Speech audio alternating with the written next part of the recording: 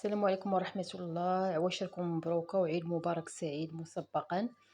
هذا فيديو فيه صور ملتقطة من مرجان بحير الرياد بالرباط. يعني الأضاحي راهم دخلوا، هذا البرقي وهذا السردي. يعني كاينين أحجام مختلفة، كاين الكبير كاين الصغير كاين المتوسط، يعني كل واحد على قد جيبو. وبالنسبة للأثمنة البرقي دايرين ليه 67 درهم الكيلو، كيف ما تتعرفوا في مرجان تيتباع الحولي الكيلو. والميزة ديالو أنه تيقدر يبقى عندهم حتى ليلة العيد.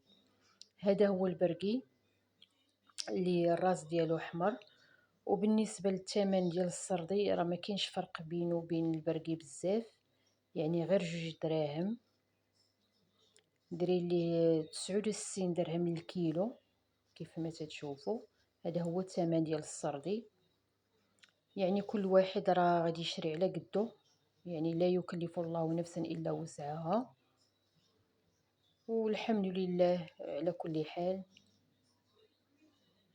وعواشركم مبروكة وعيدكم مبارك سعيد بالنسبة لجميع الأمة الإسلامية في جميع بقاع العالم. وما تنسونيش من الدعم ديالكم لو وصلتوا لهذا المقطع، فضلا منكم، والله يوفق الجميع.